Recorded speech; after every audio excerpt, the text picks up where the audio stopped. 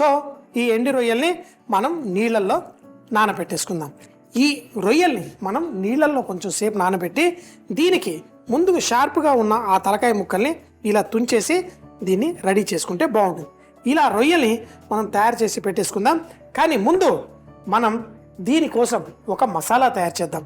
దీనికి ఎండుమిరపకాయలు, అలాగే ధనియాలు,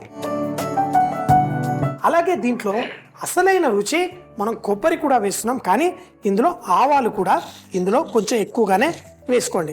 మన ధనియాలు, మన ఎండుమిరపకాయలు ఇలా వేయించి ఇందులో పచ్చి కొబ్బరి తురుము ఏదైతే ఉందో మిక్సీ జార్లో వేసేసుకుందాం.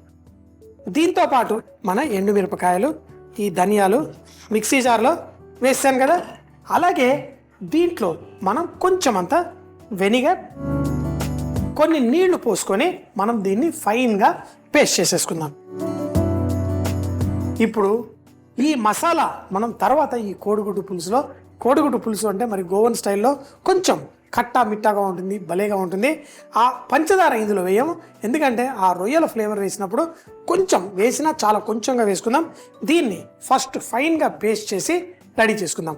ఆ పచ్చి కొబ్బరిలో ఉన్న తీపి, అలాగే కొబ్బరి పాలలో ఉన్న తీపి సరిపోతుంది, అందుకే అడిషనల్ పంచదార వేయక్కర్లేదు. దీన్ని ఫైన్గా పేస్ట్ చేసి ఈ కూర ఎలా చేయాలో చూడండి.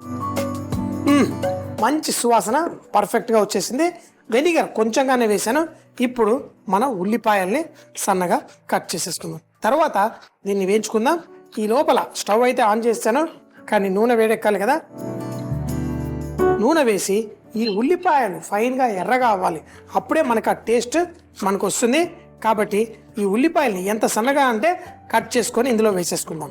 ఆ నూనె పక్కన వేడెక్కుతున్న ఈ మసాలా మనం వేయించుకొని పేస్ట్ చేసాం కదా, ఆ వెనిగర్ ఉండడం వల్ల ఆ గాల్లో ఆ సువాసన బయటికి బ్రహ్మాండంగా వచ్చేస్తుంది.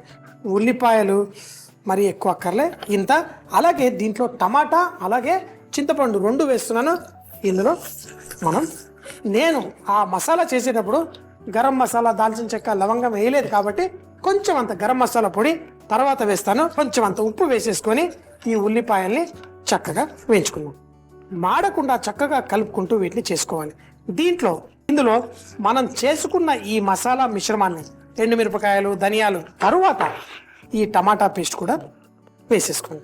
ఇప్పుడు ఇందులో మనకు కావాల్సినంత చింతపండు పులుసు కూడా వేసేసుకుందాం. దీంట్లో మనం తగినంత ఉప్పు, అలాగే కొంచెం గరం మసాలా కూడా వేసేసుకుందాం. ఇందులో మన కొబ్బరి పాలు, ఈ కోడిగుడ్డుని ఒక బౌల్లో వేసి తరువాత ఇలా కోడిగుడ్డుని ఇందులో వేసుకోండి. దీన్ని స్లోగా ఇలాగే కుక్ చేద్దాం. మూత పెట్టేద్దాం. ఒక 3 నిమిషాల తర్వాత మనం స్టవ్ కట్టేద్దాం. స్టవ్ కూడా కట్టేసాను. సాధారణంగా మనం ఈ గోవన్ ఫుడ్, పోర్చుగీస్ ఫుడ్ వీటిల్లో గార్లిక్ కూడా బాగా వేస్తారు, కానీ ఆ రొయ్యల ఫ్లేవర్ తోటి కూడా మనం దీంట్లో తీసుకొచ్చా. మీరు కావాలంటే ఇందులో గార్లిక్ కూడా వేసుకోవచ్చు.